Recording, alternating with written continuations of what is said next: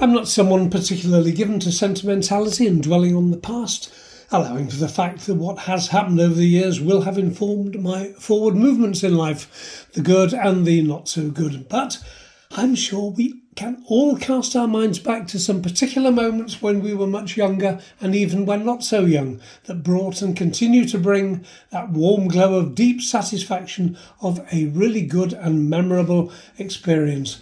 I have fond memories of many different things for many different reasons. Here are just a few examples.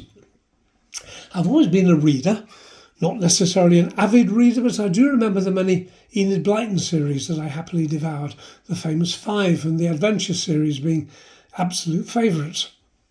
But my mum and dad had a set of 20 hardbacks published in the 1930s, which were highlights of Punch magazines from the early years of the 20th century, cartoons, poems and stories with their clever and witty flavour, which was the magazine's signature and the staple relaxation therapy of many a doctor's and dentist's waiting room. These magazines were aimed at older readers, but the accessible writing style of the various contributors could really appeal to younger readers and said much about British character and sense of humour. I lapped them up. I inherited this set of books and have never forgotten them as the years rolled by, and some of these little gems formed the backbone of a stage production called Algernon, which I put together as a fundraiser in 1993, and also of the songs and stories of the Great War production performed at the Sage Gateshead in 2018, and you can read about this one separately on this channel. I've yet to revisit the Enid Blyton books, but I shall. Perhaps I'm waiting for a grandchild to home in on them, but alas, they find other, more up-to-date things to grab their attention so far. I played cricket from a very early age and was very pleased to have represented my 3 schools along the way. In school holidays, I was glued firstly to the black and white TV and later to the colour version to watch the test matches on BBC.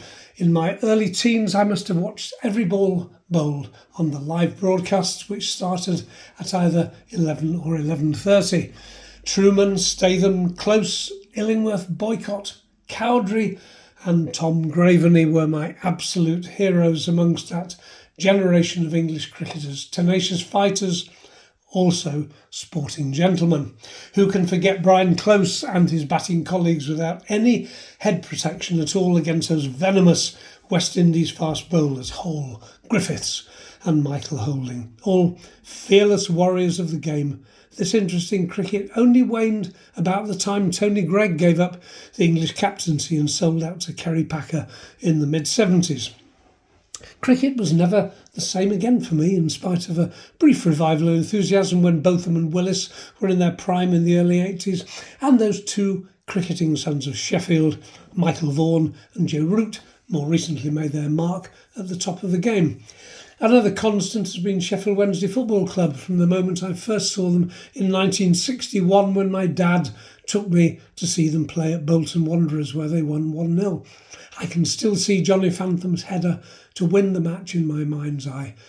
Over the last 60 years plus being a Wednesdayite has certainly never lacked interest. Successes have been limited, but it's my team and that die is well and truly cast. Certain smells pull me straight back to my youth, that combination of linseed oil to protect and harden my bat and the heady aroma of new-mown grass takes me back to my teenage years around the cricket field. Then there's the smell of wax crayons, taking me straight back to my small chair in kindergarten at 5 years old. I visited this school where I spent 7 pre-teen years a little while ago, and the buildings smelt just as they did in my time. I closed my eyes and I was there in my brown corduroy shorts and school blazer.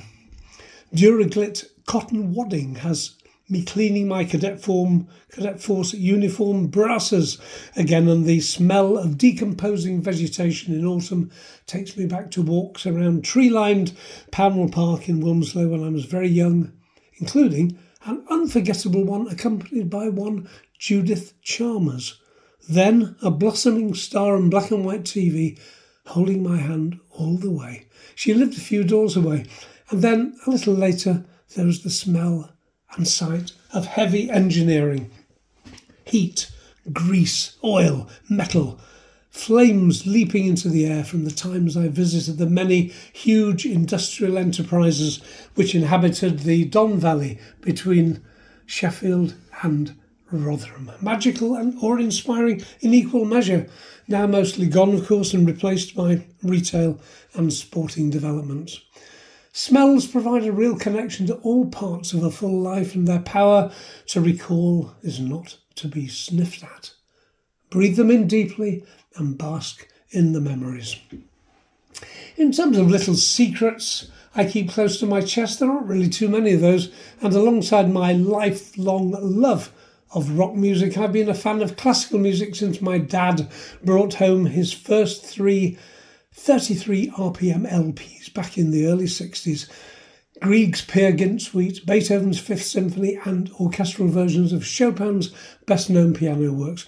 I was hooked, not to the extent of learning an orchestral instrument and joining an orchestra, but along the way, and especially at the time I was presenting my radio show, I found another tranche of composers and their music. So the many choral and orchestral works of Max Bruch, not just his perennial Violin Concerto No. 1, and Alan Hovhaness with his 91 symphonies, and the Swiss composer and conductor Volkmar André, seem to be mostly all mine.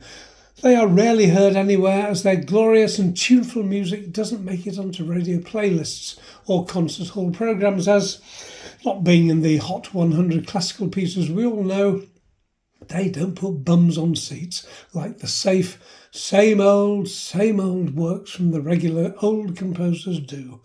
I made a point of at least giving the unusual and the ignored some airtime on my radio programmes.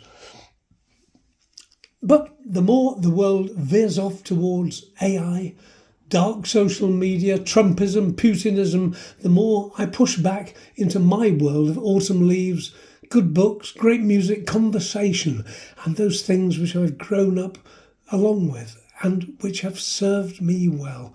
Not old-fashioned or hankering after the past, but I know what I like and what suits my life. I can only hope that the generations to come have the chance to think on what really matters in living a worthwhile, stress-free and healthy life. Generosity, hard work, honesty, respect and love.